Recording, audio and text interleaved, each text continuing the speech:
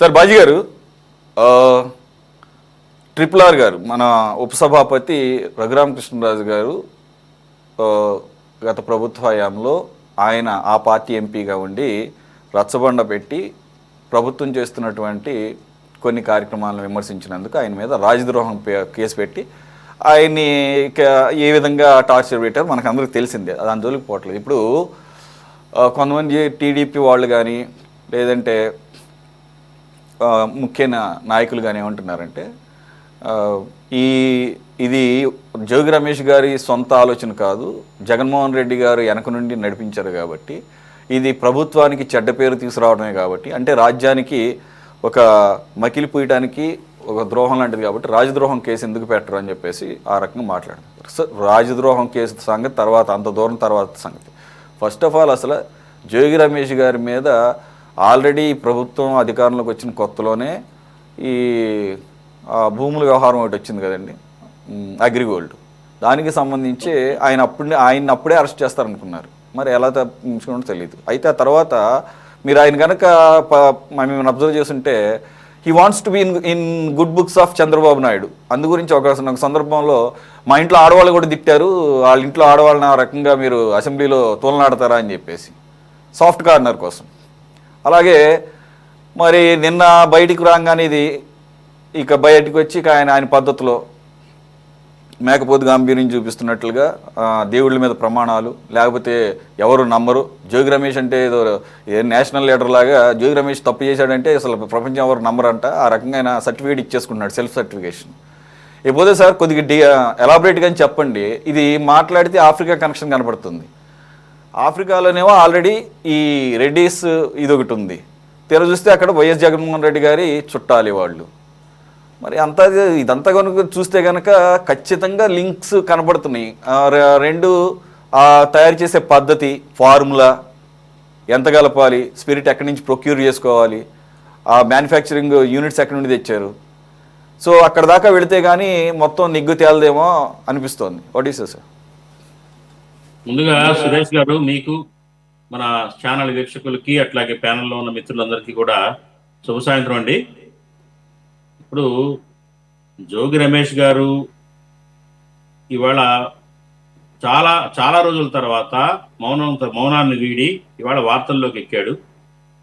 ఇప్పుడు ఆయన గతంలో ఆయన మీద చాలా మరి క్రిమినల్ నేరారోపణలు ఉన్నాయి. ఆయన కేవలం అగ్రిగోల్డ్ భూముల్ని కొట్టేసి అమ్మేసుకోవటం, దాన్ని సర్వే నెంబర్స్ మార్చి అవకతవకలకు పాల్పడి చేయటం మాత్రమే కాదు, అక్కడ మనకి ఇక్కడ పొలిమేరలో ఉన్న ఏదో థర్మల్ విద్యుత్ ప్రాజెక్టుకు సంబంధించిన బూడిద కూడా ఆయన పెద్ద ఎత్తున ఆయన గ్యాంగి బూడిద అమ్మి కూడా కోట్లు సంపాదించారు. ఇది అందరికీ తెలిసిందే. అంతేకాదు మరి కృత్తివేణి పోలీస్ స్టేషన్లో కేసు ఉంది ఆయన మీద.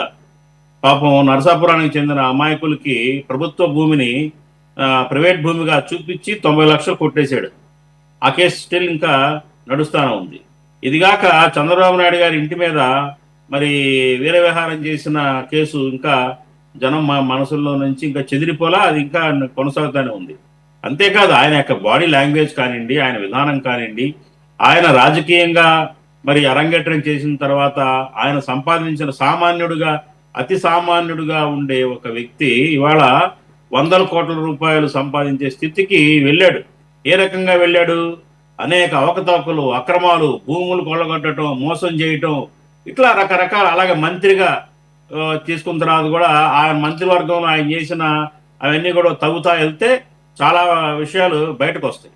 కాబట్టి ఏంటంటే ఇక్కడ జోగి రమేష్ ఏదైతే బయటపడిన ఈ బోగస్ లిక్కర్ యూనిట్ లో పార్ట్నరా, లేకపోతే దాని భాగ ఓనర్షిప్ ఉందా, లేకపోతే ఆయన ప్రోత్సహించి అతని చిరకాల మిత్రుడైన జనార్దన్ పెట్టించాడా, ఇవన్నీ కూడా పక్కన పెడితే అతను ఒక నేర ప్రవృత్తి కలిగిన వ్యక్తి.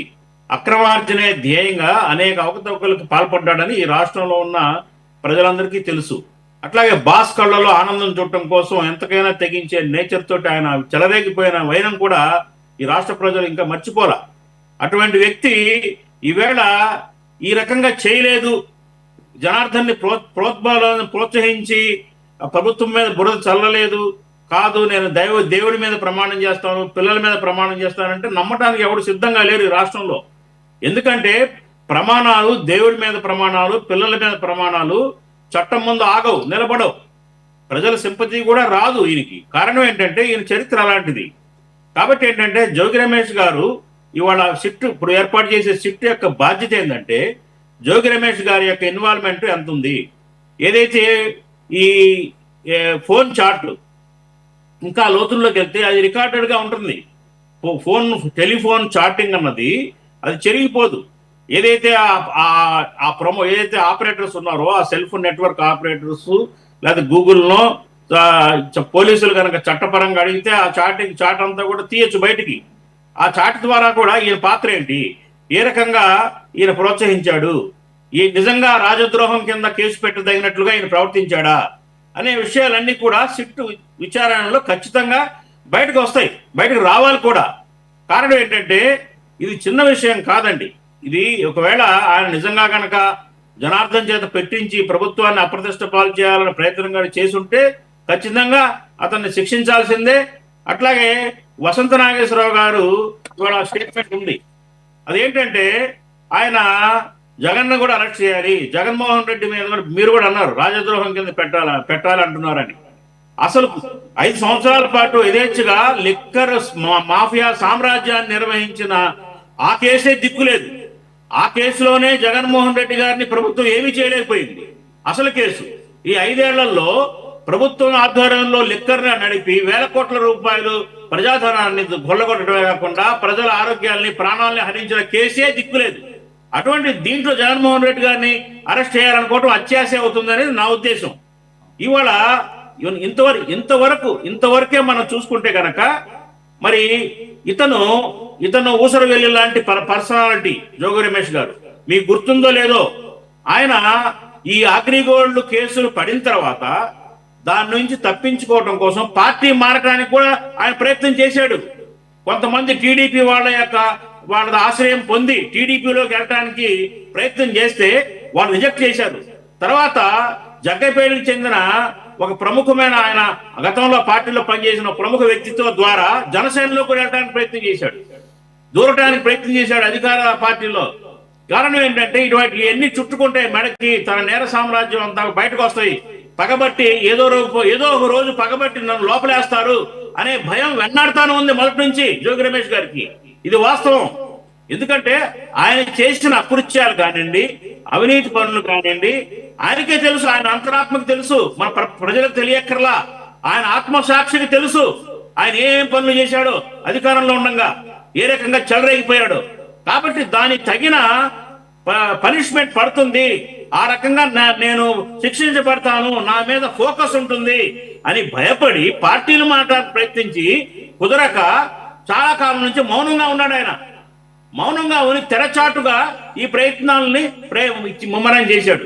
ఇవాళ ఏంటంటే ఆయన సిబిఐకి ఎంక్వైరీ చేసినా, ఇంకో చోట ఎంక్వైరీ చేసినా, సిట్ ఎంక్వైరీ చేసినా ఇవాళ జరుగుతున్న చర్చ రాజకీయంగా మరి ఆయన ఇబ్బంది పెట్టచ్చు కాక కానీ తగిన సాక్ష్యాధారాలు కనుక సిట్ తీసుకురాలేకపోతే జోగి రమేష్ కూడా నిర్దోషే. జోగి రమేష్ని కూడా చట్టం ఏమీ చేయలేదు. రాజద్రోహం కేసు కానీ ఇంకో కేసు కానీ ఏమి ఈ కేసులో ఏది లిక్కర్ విషయంలో ఇప్పుడు బయటపడిన అంశాల వాస్తవాలను మాత్రం జోగి రమేష్ని ఏ రకంగా కూడా ఏమి చేయలేము మనం. కాకపోతే ఆయన యొక్క ప్రవృత్తి, ఆయన వృత్తి, ఆయన తత్వం ప్రజలందరూ కూడా మరి తెలుసుకోవటం రాజకీయంగా మైనస్ అవుతాడు. అట్లాగే వైసీపీకి కూడా మైనస్ అవుతుంది తప్ప చట్టపరమైన చర్యలు జోగి రమేష్ మీద జరుగుతాయని అయితే నేనైతే అనుకోవటం లేదు సురేష్ గారు. కాకపోతే నేను ఒకటే కోరుకుంటున్నా, చట్టపరంగా ఇటువంటి వ్యక్తుల్ని రాజకీయాల్లో వీళ్ళు కల్పిట్స్ వీళ్ళని ఏర్పడేయాలి. ఇలాంటి వాళ్ళ వల్ల సమాజం కలుషితం అవుతుంది. కాబట్టి నిజంగా ఆయన పాత్ర ఉంటే కనుక చిత్తశుద్ధితోటి మరి ప్రోబ్ చేసి సాక్ష్యాధారాలు సేకరించాలనేది నా విజ్ఞప్తి. సాక్ష్యాధారాలు సేకరించి ఆ పాయింట్ ఆఫ్ వ్యూలో అసలు అక్కడికి స్పిరిట్ ఎవరు అమ్మారు, అతను ఎక్కడి నుంచి ప్రొక్యూర్ చేశాడు, లేకపోతే ఆ మెషిన్స్ ఎక్కడి నుంచి కొనుగోలు చేశాడు, ఆ మ్యానుఫ్యాక్చరింగ్ యూనిట్స్, అలాగే ఆఫ్రికా ఆ కంట్రీస్లో వీళ్ళకు ఉన్నటువంటి ఆ లిక్కర్ బిజినెస్లకి దీనికి లింక్ పెద్ద కష్టం అని నేను అనుకోవడం లేదు. ఐ మీన్ అవి పేరుకి ఆఫ్రికన్ కంట్రీస్ అన్న they are all English speaking కంట్రీసే. క్యామరూన్లో ఆల్రెడీ ఈ ఆ పర్టికులర్ లిక్కర్ కంపెనీని సీజ్ చేశారు అని సీల్ వేశారు పని చేయకుండా, ఏది క్యామరూన్ మినిస్టరే. అలాగే మొజాంబిక్, వాళ్ళతో మాట్లాడితే క్లారిటీ వస్తుంది. రెండు ఐ మీన్ ఏమో పాసిబిలిటీ ఉంటుందా బై సీ, అంటే ఇటువంటి ఇంపోర్ట్ చేసుకోవడానికి స్పిరిట్లు కానీ లేకపోతే తయారీ యూనిట్లు కానీ ఇవన్నీ ఆ దేశం నుంచి ఈ దేశంకి ఇంపోర్ట్ చేసుకోవడానికి అవకాశం ఉంటుంది. అంటే కళ్ళు గప్పి బార్డర్ సెక్యూరిటీని వీళ్ళని కళ్ళు గప్పి తెచ్చుకునే అవకాశం కూడా ఉంటుందా అంటుంది. ఖచ్చితంగా ఉంటుందండి, అనుమానమే లేదు. మిషనరీ తెచ్చుకోవచ్చు, స్పిరిట్ తెచ్చుకోవచ్చు, రసాయనాలు తెచ్చుకోవచ్చు. అవి ఏ పర్పస్ కి తెస్తున్నారనేది రాయరు దాంట్లో. ఇంపోర్ట్ ని కట్టుకుంటారు, 50% 40% కట్టుకుంటారు సార్ ట్యాక్స్, తెచ్చుకుంటారు. అది యథేచ్ఛగా సాగుతున్నదే. ఇవాళ చైనా నుంచి బోర్డు అంత సరుకు వస్తుంది మనకు చైనా నుంచి చాలా సరుకు వస్తుంది సార్. అసలు ఇవాళ సార్ ఒకటే చెప్తున్నాను నేను, సురేష్ గారు, ఇవాళ గూగుల్ను చూసి దొంగ నోట్లే ముద్రిస్తున్నారు. ఇళ్లలో కూర్చొని గూగుల్లో సెర్చ్ చేసుకొని దొంగ నోట్లే కొడుతున్నారు. ఈ లిక్కర్ తయారు చేయడం పెద్ద విషయం ఏమండి సార్? ఆ ఫార్ములాలు తెలుస్తాయి, అన్ని వస్తాయి. కాకపోతే ఏంటంటే మిషన్ అమ్మినాడు దీంట్లో నేరస్తుడిగా ఇన్వాల్వ్ కాలేడు, స్పిరిట్ అమ్మినాడు కాలేడు. కాకపోతే అది అనేక చోట్ల అనేక రకాలుగా వెళ్తా ఉంటుంది. స్పిరిట్ అనేక పర్పసెస్ కు వాడతారు, తెచ్చుకుంటారు. బిగ్ క్వాంటిటీస్, లార్జ్ క్వాంటిటీస్ తెచ్చుకుంటారు. కాబట్టి ఇక్కడ మనం ఈ షిఫ్ట్ పరిశోధించాల్సింది ఏంటంటే వీళ్ళ ప్రిమిసెస్ కి ఏదైతే ఈ ముడి పదార్థాలన్నీ ఏ రకంగా వచ్చినాయి, అది ఎవరు పేరు మీద వచ్చింది, అది అంతా కూడా అవే ఫండమెంటల్ ఎవిడెన్సెస్ గా మారతాయి రేపు కేసులో. అలాగే ఇక్కడ మన జనార్దన్ అనే అతన్ని ఎవరు రక్షించలేరు. నాకు జోగి రమేష్ చేయమంటే చేశాను, వెంకయ్య చేయమంటే చేశాను, సుబ్బారావు చేయమంటే చేశాను అన్నంత మాత్రాన ఈయన మీద కేసు ఏం పోదు, ఆయనకి సానుభూతి కూడా రాదు. ఎందుకంటే అతను చేసింది క్రైమ్, అక్రమం. అది ప్రభుత్వ నిబంధనలకు విరుద్ధంగా అతను చేశాడు, ప్రజారోగ్యాలను చెలగాటం ఆడేట్లు చేశాడు. కాబట్టి 100%, 200% అతను శిక్షార్హుడు జనార్దన్. కాకపోతే ఎవరి ప్రోద్బలం, ఈ ప్రోద్బలాలు ఏంటి? ఎవరి ప్రోద్బలం? దూకమంటే దూకుతాడా, ఎవరినో పొడవమంటే పొడుస్తాడా? పొడవమన్నవాడు నేరస్తుడు కాడు, పొడిసిన వాడే నేరస్తుడు అవుతాడు చట్టం ముందు. కాబట్టి ఏంటంటే ఇవాళ జోగి రమేష్కి శిక్షలు పడతాయని కానీ లేకపోతే ఇంకోటని కానీ మనం ఎక్స్పెక్ట్ చేయలేము. కాకపోతే జోగి రమేష్ మాజీ మంత్రిగా గతంలో అనేక అవకతవకలకు పాల్పడిన వ్యక్తిగా అతని బ్యాక్గ్రౌండ్ బాగలేదు కాబట్టి, నేచర్ బాగలేదు కాబట్టి దీంట్లో కూడా ఇన్వాల్వ్ అయి ఉంటాడు అని ప్రజలందరూ అనుకుంటారు, ఎవరైనా అనుకునే అవకాశం ఉంది. కాకపోతే ఏంటంటే అలా అనుకోవటమే కాదు, నిరూపించాలని చెప్పేసి కాంగ్రెస్ పార్టీ నుంచి మేము అడుగుతా ఉన్నాం. నిరూపించాలి, ప్రూవ్ చేయాలి, ప్రూవ్ చేసి చట్టపరమైన చర్యలు తీసుకోవాలి. అంతేగాని ఒక నెలపాటు సందడి చేసి సిట్టుకి వెళ్ళిన తర్వాత వాళ్ళు ఏదో ఇస్తారు, కనుమరుగైపోతుంది, ఇక మర్చిపోతారు జనమంతా దీని గురించి. అలా కాదండి, దీని మీద పర్ఫెక్ట్ గా దర్యాప్తు జరపాలి. నిజంగా ఆ రకమైన ప్రయత్నాలు చేస్తే జోగి రమేష్ ని కూడా బుక్ చేయాలి. ఏదో ఇప్పుడు ఇవాళ ఆయన మీద పాత కక్షలు పెట్టుకొని, పూర్వ కక్షలు పెట్టుకొని ఎంతో కొంత కాలం జైల్లో పడేయాలనుకుంటే మాత్రం పడేయచ్చు దీని మీద. కానీ పర్మనెంట్ గా శిక్షలు మాత్రం పడతాం అనేది కష్టం అనేది నా ఉద్దేశం సార్.